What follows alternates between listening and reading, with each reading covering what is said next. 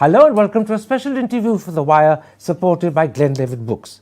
13 months after the abrogation of Articles 370 and 35A and the demotion of Kashmir to Union Territory status, what is the mood of the people in the valley? Equally importantly, what does the future hold for the National Conference and the Abdullah family? Those are two key issues I shall explore today with the former Chief Minister of Jammu and Kashmir and the President of the National Conference, and now also a member of the Lok Sabha, Farooq Abdullah. Dr. Abdullah, let's start with Kashmir. After that, I'll come to the National Conference and yourself. 13 months after the abrogation of Articles 370 and 35A and the demotion of the state to Union Territory status, how would you describe the mood of the Kashmiri people in the valley? Well, to be honest, I wonder whether they'll find somebody who will call himself an Indian today. What they did, it was already difficult, but what they did on 5th of August last year was the last stone nail in the coffin of India. And that's what they did. You go and talk to anybody, they don't want to know. They're not Pakistanis, let me be very clear about it. But they don't feel But Indian. they don't feel Indian. And us who have to speak, I wonder whether we will survive. When you say they don't feel Indian, does that also mean they don't want to be Indian? Because they can no longer trust. The unity of the Muslim majority state with the rest of the nation was on trust. Here was Pakistan, a Muslim country, Islamic country. Easily for us to go that side. Religion that side, the roads that side, the rivers go that side. We went against the current Because you had joined the Gandhi's India, not Modi's India. Gandhi's India. Because you had trust. We had trust. And that The trust was that everyone in this nation will be equal. Your religion is yours. And no one can play with your sentiments, with your integrity. Nobody will destroy you. You are part of this nation and you will remain as the crown of this nation. So that trust is gone. You're saying that emotional bond is gone. Completely gone. They wiped that out. So Kashmiris look upon people south of the Banihal line as not just different, as alien. Well, there is no doubt about it, Karan. There's no doubt about it. It's so. Today, when China is advancing on that other side, you know, many, if you talk to them, they would rather have Chinese coming in. Whatever one may say, they know what Chinese have done to the Muslims in their region. You're serious about this? I'm not serious about it. I am honest about it. I'm honest telling you what people do not want to listen. They would rather have Chinese than Indians. Yes, they would rather not go to Pakistan. Because everything is lost. You know, the promise he made, that 370 is blocking the development of the state, integrity of the state. Tell me, when Ghulam Nabi Azad compared two states, Gujarat and Kashmir, he showed that Jammu and Kashmir was far higher in every respect to Gujarat. Today you look, we have gone to the bottom of every state in India. But in 1 year. Dr. Abdullah, you said something that will shake people. The very Kashmiris who in 47-48 stood up to the Pakistani Lashkar, the Pakistani army, the very Kashmiris who ensured that Operation... What about in 65? Operation Gibraltar, they defeated it. Yes. Yet those people today would rather have Chinese. Yes, because they are sick or what they are having to put up with.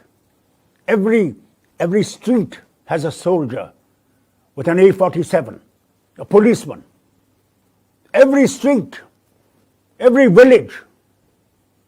Where is that freedom that we knew, that we expected? Where is it? They're more than disillusioned, they're completely fed up. They don't know what's happened. Overnight, their dreams are gone. Their children do not know what is their future. Do you know that you enjoy 4G here? Our children have to put up with 2G and you don't know how slow it is, and they have to stand up to the rest of the Indian children. How? Where is the child from the village going to afford a laptop? Where is he going to afford the phone connection? Where from? Let me ask you this, Dr. Abdullah. Is hate an emotion Kashmiris are beginning to feel for the rest of India? Well, it is emerging that way. Definitely. They have brought us to that level. You won't believe if I speak of India anywhere, they don't want to listen. And yet the BJP insists that there is acceptance in Kashmir for what happened in 2019 in August, and they say proof of this is that there are hardly any protests. How can you have protests when every street is full of your soldiers standing there? Can you have protest?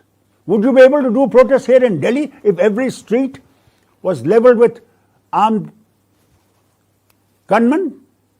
Would you be able to come out of your house? What are they talking about?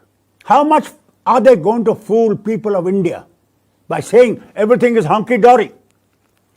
Now, today, if you see the newspaper, the militancy has gone down 50%. Bullshit.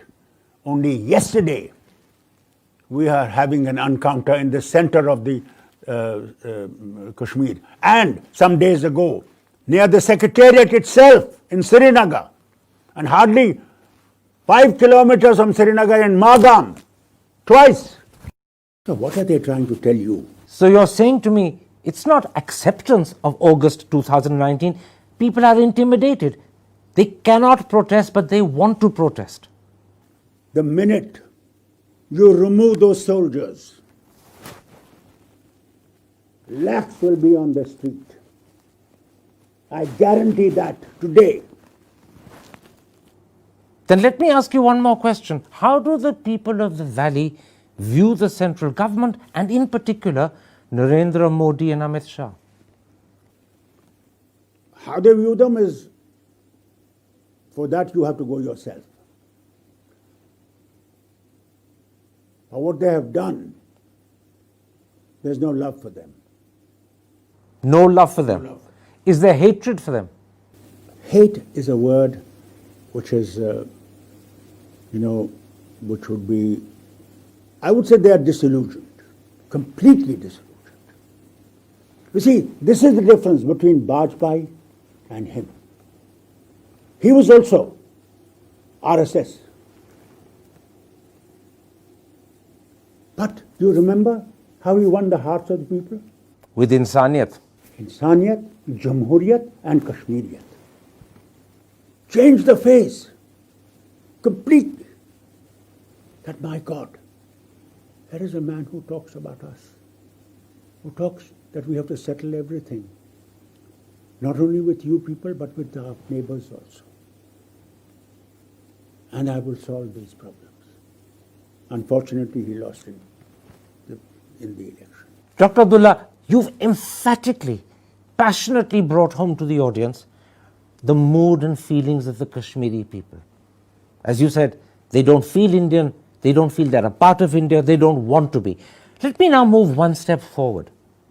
Roughly 72 hours before August the 5th, 2019, you met the Prime Minister. You wanted assurances about the future of 370 and 35A. Your son has suggested that you left that meeting thinking you'd got those assurances. What exactly did the Prime Minister say to you? You see,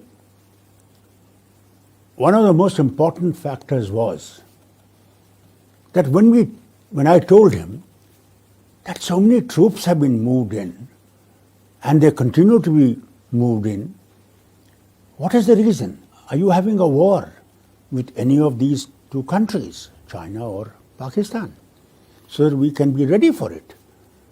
He was completely silent on that. He said, things are all right. ये ज़रा हम लोगों को खबरें आई हैं कि हो सकता है कि कुछ मत वहाँ से कहीं से हमला हो, कुछ हो, but nothing tangible about why they were going. And no mention that this is going to be removed. No mention of 370? No. 35A? None. We left the meeting really very pleased, extremely pleased. So did he mislead you? Did he deceive you? Well, he's deceiving the nation today, so deceiving Farooq Abdullah doesn't make a damn difference. But he Everything deliberately... that is being done today, whether it's farms policy or other policies, what are they? But he deliberately left you with a false impression. Well, we had definitely an impression that was very different to what we really thought, what he did. So obviously, it was a wrong impression we took with us. Let's now come to the National Conference. Yes. After August 5th, 2019, is there space for mainstream parties like yours, or have circumstances and events discredited you in the eyes of the Kashmiri people?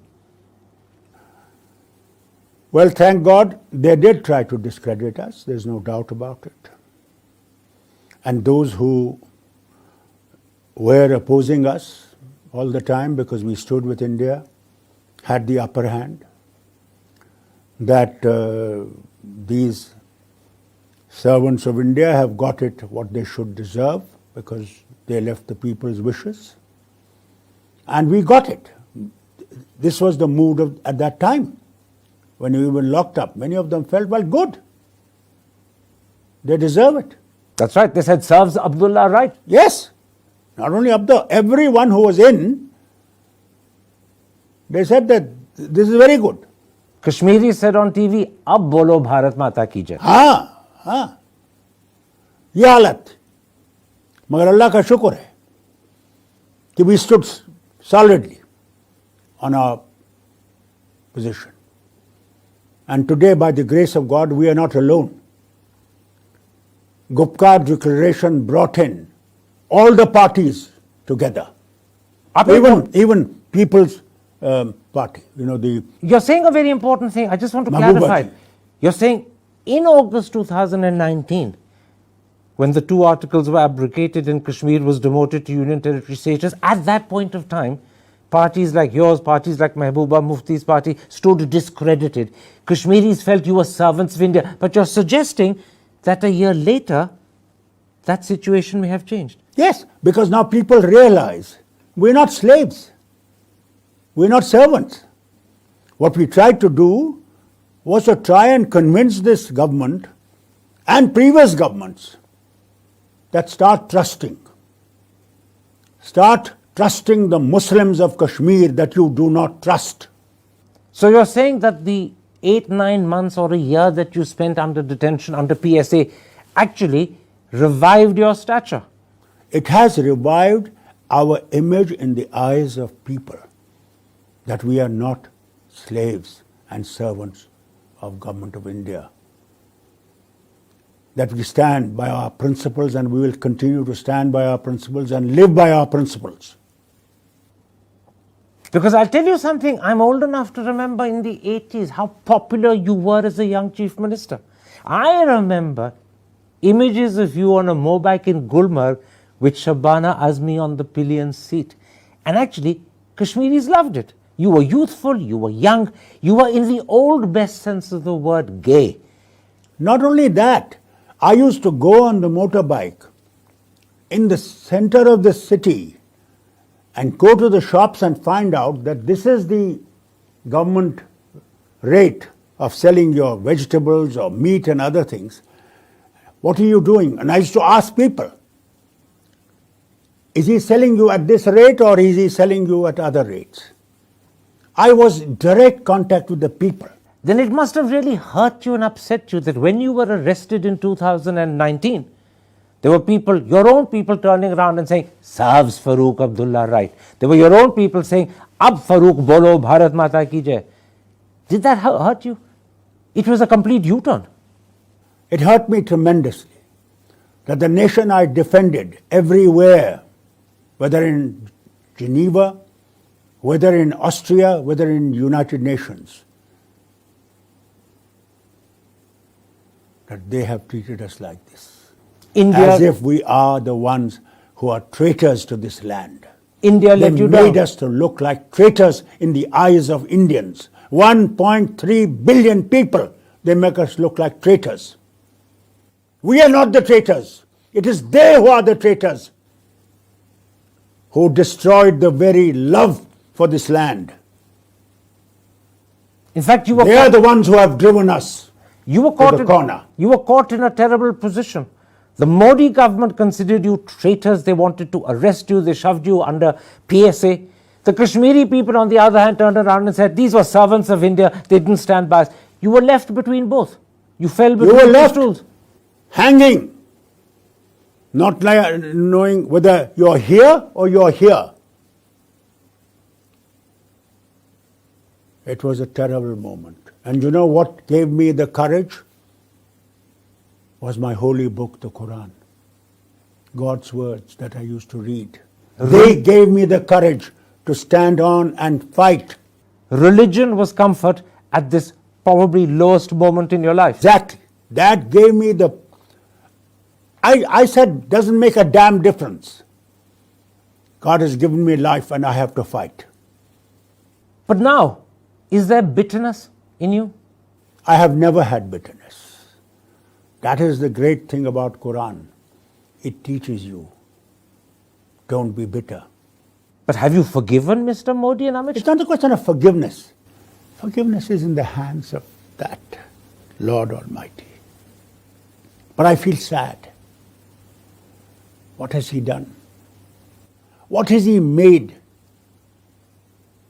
that India can be proud of? What is it? Let's look to the future. Look at the present position. Chinese marching in, Prime Minister saying, not a single piece of land is gone. And Defense Minister giving a statement in the House of Parliament that so much of land is taken by them and they have fortified themselves. They've got tanks, they've got bombers, they've got missiles. Going to Russia to ask them to help. Going to Trump to ask them to help. Are we a nation that stands on its feet? Dr. Abdullah, let's come back to Kashmir. Let's talk about the future. I know, as you said, that the months you spent under detention, under the Public Security Act, have in a sense revived your image and your standing. You were hated in August 2005, no longer so. But nonetheless, if the National Conference is going to come back to power, you have to convince the people of Kashmir that you're giving them, offering them, and standing for things that matter to them. To what extent does the Gupkar Declaration of August last year, reiterated on the 22nd of August this year, define what the National Conference stands for? See, let me tell you, it is not the power we are fighting for. Let's make that very clear. It is the honor, dignity, respect that the people have lost on the 5th of August last year. We're fighting for that. In other words, you're fighting for the respect of the Kashmiri people. Exactly. For their dignity. We want their honor back and for them to start trusting Muslims rather than denigrating them and planning to change the demography of the state. You made a very important point. The dignity of Kashmiris, who are not just citizens, but also Muslims. Every time Kashmiris read about what's happening to Muslims south of the Bani Hal line, the Citizenship Amendment Act, lynchings because they've been seen with cows, discrimination, the fact that the Delhi police is targeting Muslims, not those members of the BJP who actually said hateful things about Muslims. What You impact? said Goli Maro. You remember? I do indeed. Goli maro salon ko. Exactly. What impact does this have on the Kashmiri people, and does it turn them even more bitter? It turns them very bitter. They start thinking, was Jinnah right? Or was Sheikh Abdullah right? That we cannot live together. But we have to have a separate land. That's what Jinnah said. When Jinnah was even offered by Gandhi his prime ministership, he said, no, you give me the prime ministership, but your majority can throw me out any time. Today they have started thinking on that point also. Was he right? Or was Abdullah right to join this nation which had promised that everyone is equal? So sentiment for Kashmiri independence has grown sizably. Well, I think there is no doubt about it. It has grown, and if it continues to have this effect in the rest of India, where lynching and all these other things happen and Muslims are not trusted, you can keep the entire Indian army there and do what you like, but one day this volcano will blow. How close has India come to losing Kashmir? Well, they have lost people. They Sentimentally. still hold the land with the force, but they have lost people. Irrevocably, or can they win them back? No. It's a question of will they take those steps that will give the honor back to these people. Let's talk about that. I want to quote a sentence from the statement you and all other mainstream parties in Kashmir issued on August the 22nd, just about a month ago. You said, and I'm quoting, "We want to assure the people that all our political activities will be subservient to the sacred goal of reverting to the status of Jammu and Kashmir as it existed on 4th August 2019. I presume that means reinstating 370 and 35A and restoring full statehood. Correct. Normally, union territories become states. Here, the state has become union territory, which was the crown of India. They used to shout that this is the crown of India. And it's only when this is done that the dignity of the Kashmiris will be restored. Yes. This is critical. This is absolutely critical. If they don't understand it, then I'm very sorry. But the mood of the country, not just the government, the mood of the country south of Banihal is that abrogating 370 was right. And no one south of the Banihal is upset about your losing your statehood. So the rest of your fellow citizens don't believe this is important. You see, rest of the country has been so well grilled through media and other things that Kashmir was ruined by three families. There was nothing on the ground. Now we will see it grow like hell. And they believed it because they never went there and saw how much progress the place has made. But do you think a man in Bihar or in any other state of India who lives in the village knows what Kashmir is? But isn't there something else you're saying? The divide, the gap between the people of Kashmir and the rest of the country has grown. It has grown. And they made it possible. Rather than uniting people, It's separating people. They are taking them further away.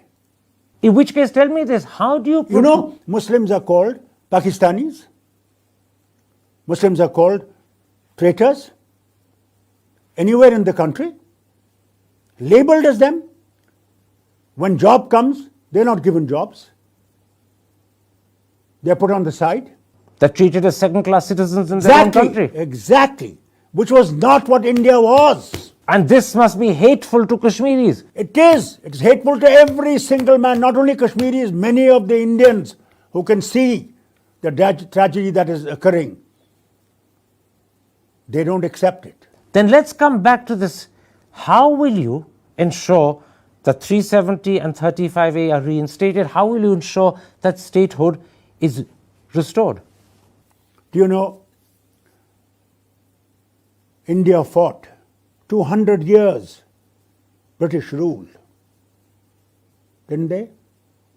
And after 200 years, we saw Nehru raise the tricolour. We will continue to fight for our rights.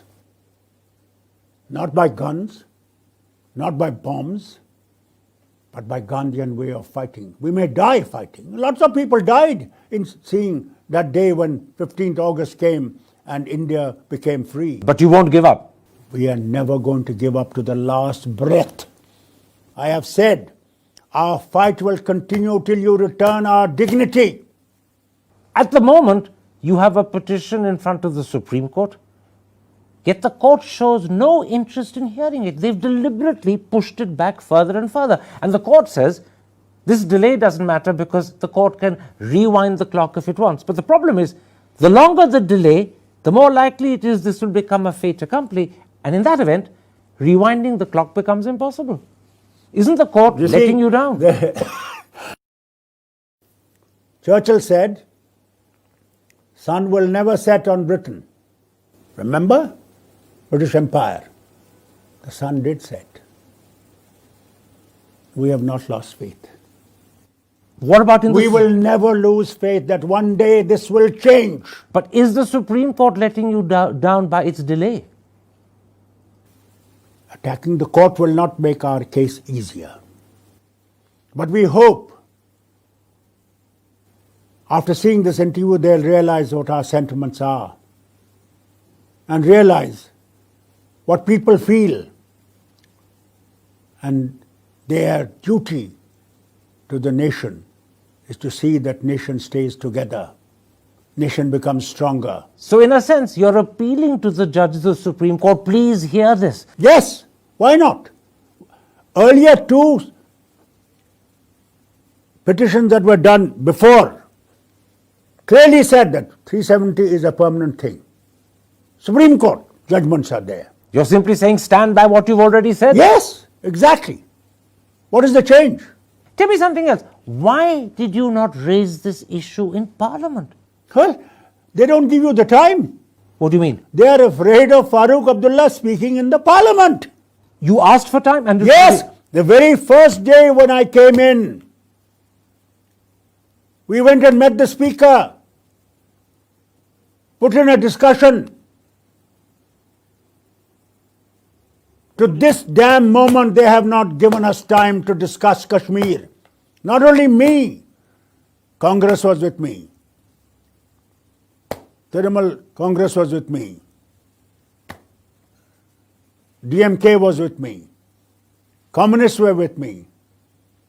All other parties with me.